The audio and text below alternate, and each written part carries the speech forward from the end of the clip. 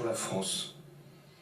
À Nice, cette nuit, un camion a foncé sur la foule rassemblée pour le feu d'artifice du 14 juillet avec l'intention de tuer, d'écraser et de massacrer.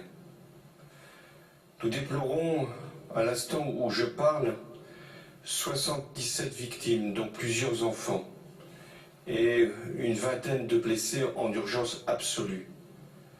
Cette attaque, dont le caractère terroriste ne peut être nié, est encore une fois d'une violence absolue.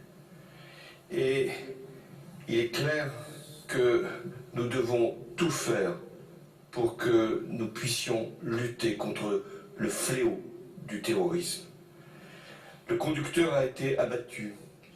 Nous ignorons à cet instant aussi s'il avait des complices.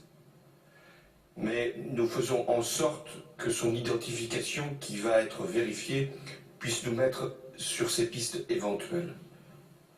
La France a été frappée le jour de sa fête nationale, le 14 juillet, symbole de la liberté, parce que les droits de l'homme sont niés par les fanatiques et que la France est forcément leur cible.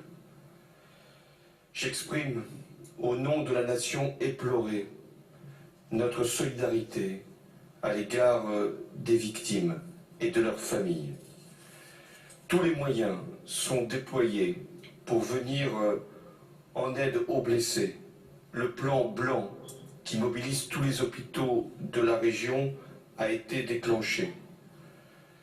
Après Paris, au mois de janvier 2015, puis au mois de novembre de l'année dernière, avec Saint-Denis. Voilà que Nice est à son tour touchée. C'est toute la France qui est sous la menace du terrorisme islamiste. Alors, dans ces circonstances, nous devons faire la démonstration d'une vigilance absolue et d'une détermination sans faille. De nombreuses mesures ont déjà été prises. Notre arsenal législatif a été considérablement renforcé. Mais nous devons, puisque nous sommes dans une période estivale, rehausser encore notre niveau de protection.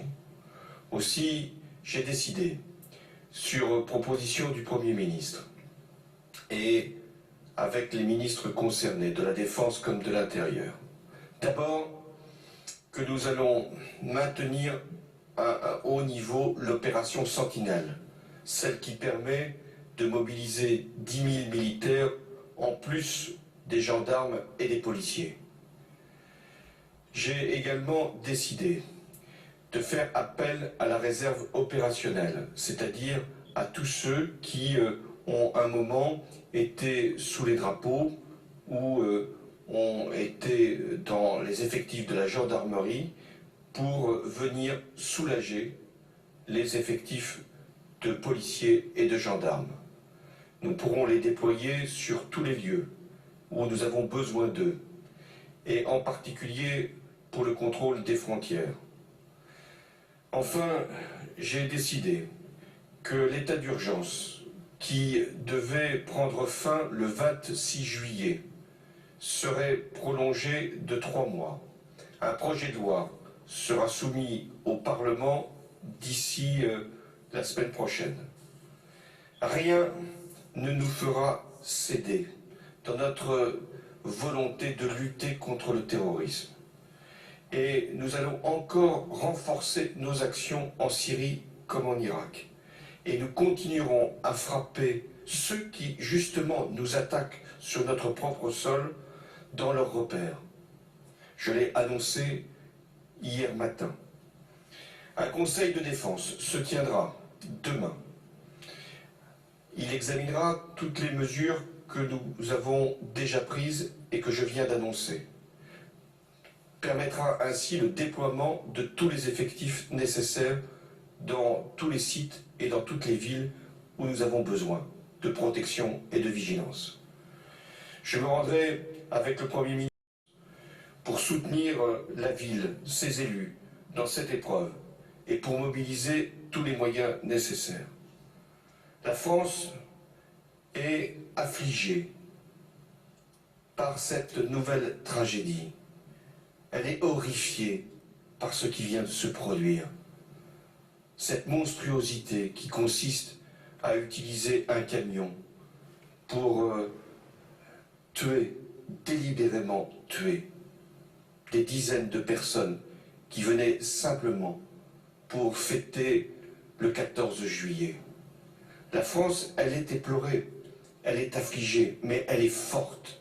Et elle sera toujours plus forte, je vous l'assure, que les fanatiques qui veulent aujourd'hui la frapper.